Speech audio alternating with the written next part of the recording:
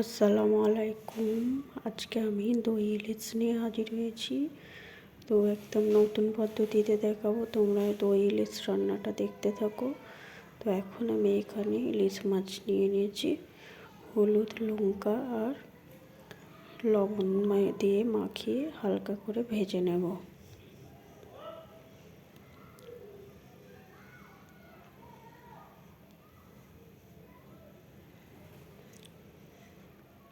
তো এইভাবে ভালোভাবে মশলাটা আমি মাখিয়ে নিচ্ছি।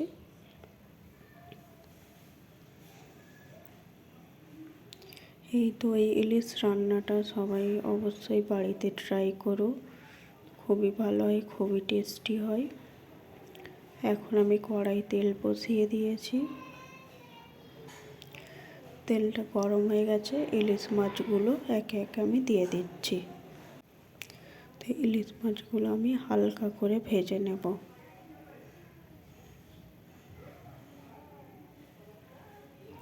তোমরা এইভাবেই রান্নাটা করে নিও আর বেশি বেশি করে চ্যানেলটাকে শেয়ার করে দিও।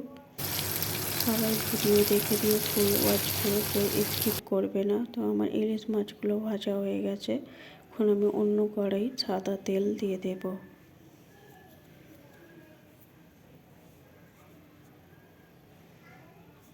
সাদা তেল একটু বেশি পরিমাণেই দিয়েছি।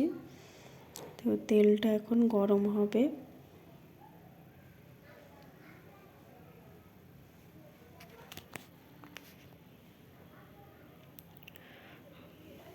তোমরা যারা যারা আমার রেসিপিগুলো দেখছো, প্লিজ কেউ স্কিপ করবে না, সবাই ফুল ওয়াচ করবে, সবাই সাথে মিলেই কাজ করতে হবে।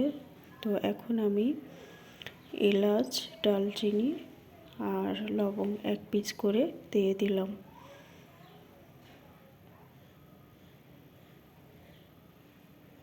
তারপর দিয়ে দিচ্ছি 3টে মিডিয়াম সাইজের পেঁয়াজ বেটে নিয়েছিলাম, অল্প আদা রসুন দিয়েছি এতে একসঙ্গে বেটে। এবার আমি তেলের মধ্যে দিয়ে দিচ্ছি।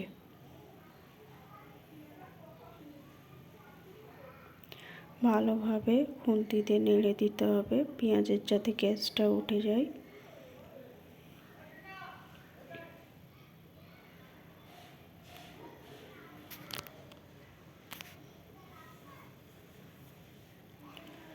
এইভাবে পেঁয়াজটাকে তেলের মধ্যে নেড়ে নেড়ে পেঁয়াজের গ্যাসটাকে আমি মেরে নিচ্ছি।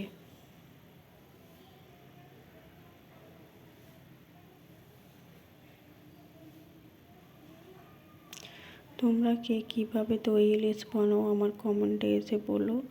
তো এইভাবেই আমার মনে হয় সহজ হবে। তোমরা এই রেসিপিটা দেখবে, পুরোপুরিটা খুবই সুন্দর হয়।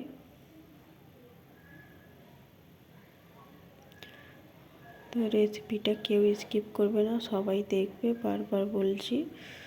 তো পুরো ভিডিওটা দেখতে থাকো তোমরা। আমি এইভাবে পেঁয়াজটাকে কষিয়ে নিচ্ছি। এখন আমি অল্প হলুদ দেব, মাছটাতেই যা মশলা দিয়েছি আর মশলা দেব না। জাস্ট অল্প করে 2 চিমটির মতো দিয়েছি, হলুদ দিয়েছি।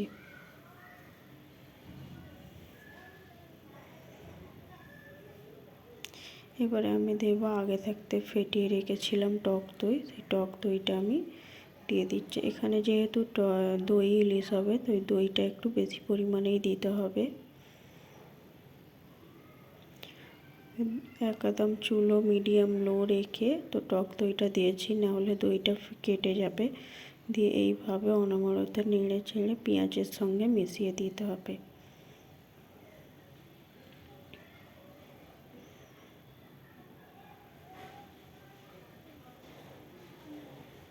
তারপর আমি দিয়ে দেব শাহি গরম মশলা অল্প করে,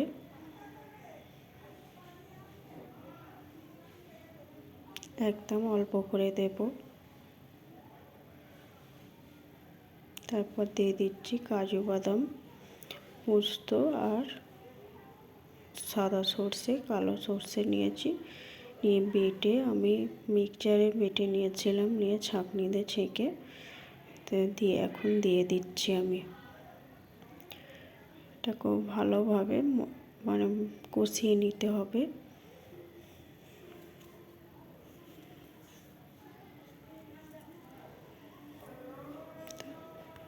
তো ঢাকনা চাপা দিয়ে আমি কষাতে দিলাম 10 মিনিটের মতো।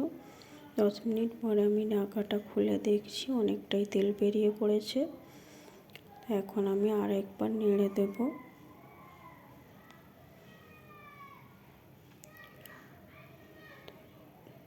যতক্ষণ না তেল বেরিয়েছে আমি ঢাকনাটা খুলি না। তো তোমরা দেখতেই পাচ্ছ কেমন মালাই মালাই হয়েছে। খেতেও খুব সুন্দর হয় এই দই ইলিশটা। তোমরা বাড়িতে প্লিজ ট্রাই করো আর কমেন্ট বক্সে কমেন্ট করো যে কেমন হয়েছে। তো এখন আমি দিয়ে দিচ্ছি ইলিশ মাছ ভাজাগুলো। তো আমি মাছের কল্লা সমেত সবই নিয়েছি। তোমরা চাইলে শুধু মাছের চাকা দিয়ে বানাতে পারো, আমি এখানে সবই নিয়েছি। এই দই ইলিশটা পোলাও ভাত সবেতেই ভালো লাগবে, তবে পোলাও আর ভাতে সব থেকে খেতে দুর্দান্ত লাগে। তো আমি দইয়ের মশলাটার সঙ্গে ভালোভাবে মাছগুলো দিয়ে দিচ্ছি যাতে মশলাটা মাছের ভিতর ঢোকে। তো আমি ঢাকনা দিয়ে 5 মিনিটের মতো দমে রেখে দেব। তারপর আমি 5 মিনিট পরে তোমাদেরকে দেখাচ্ছি। দেখো অনেকটাই গাঢ় হয়ে গেছে। আর এখন আমি দিয়ে দিচ্ছি কাঁচা লঙ্কা 3টে।